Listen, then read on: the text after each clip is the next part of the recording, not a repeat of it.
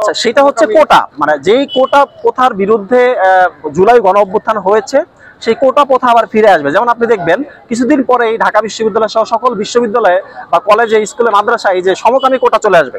এটা জাতিসংঘের মানবাধিকার কার্যালয় থেকে চাপ আসবে, সরকার কোটা প্রথার প্রচলন করবে। এমনকি আপনার চাকরি বাকরি কোটার মধ্যে সমকামী কোটা চলে আসবে। মানে এমনকি বিশ্ববিদ্যালয়গুলোর বা বাংলাদেশের অন্যান্য মসজিদের ইমামদের কোটা দেবে যে সমকামী হইতে হবে ইমাম সাহেব। এটা জার্মানিতে আছে, ইউরোপে অনেক দেশে আছে যে মসজিদে কোটা থাকে, ইমাম মানে সমকামী ইমাম হইতে হবে। সো এটাও কিন্তু চলে আসবে। সো মানে সব দিক দিয়ে দেশের একটা নৈতিক অবক্ষয় শুরু হবে। এইটা আসলে হইতে দেওয়া যায় না। এটা আমরা ঢাকা বিশ্ববিদ্যালয়ের সচেতন শিক্ষার্থী হিসেবে এটা আমরা মেনে নেব না। আমাদের দাবির পরে এটা স্বৈরাচারী মনোভাব, সরকারের স্বৈরাচারী মনোভাব। সরকার মানে কেউ তো ইতিহাস থেকে শিক্ষা নেয় না। গত সরকার মানে একটা গত সরকারের যে পতনটা ছিল তার প্রেক্ষাপট ছিল কিন্তু ভারতকে করিডোর দিয়েছিল।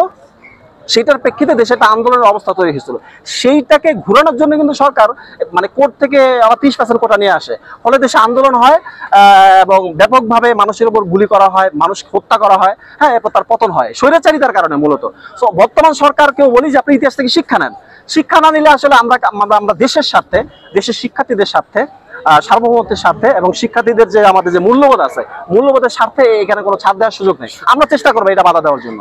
আমরা এর আগে জাতিসংঘের মানবাধিকার কার্যালয়ের বিরুদ্ধে অনেকগুলো প্রোগ্রাম করেছি। আমরা সরকারকে দাবি জানিয়েছি যেটা বাতিল করার জন্য অনুমোদন, কিন্তু সরকার করে নাই। সো আমরা আজকে সংবাদ সম্মেলন থেকে বিক্ষুব্ধ শিক্ষার্থী ঢাকা বিশ্ববিদ্যালয় থেকে আমরা সরকারকে বলেছি যে 24 ঘন্টার আপনাকে সময় দেওয়া হলো। 24 ঘন্টার মধ্যে যদি জাতিসংঘের মানবাধিকার কার্যালয়ের অফিসের অনুমোদন বাতিল না করেন, আমরা লাগাতার কর্মসূচিতে যাব।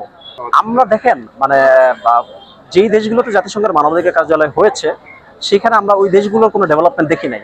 বরং আমরা দেখছি ওই জায়গাগুলোতে পশ্চিমা, বিশেষ করে আমেরিকান যে এজেন্ডা আছে, এটা জাতিসংঘের মানবাধিকার কার্যালয়ের মাধ্যমে তারা এজেন্ডাগুলো বাস্তবায়ন করে। বিশেষ করে আমরা বলতে পারি মানে আমেরিকার পক্ষ থেকে, আমেরিকার হয়ে একটা চাপ সৃষ্টিকারী অর্গানাইজেশন হিসেবে কাজ করে জাতিসংঘের মানবাধিকার কার্যালয়।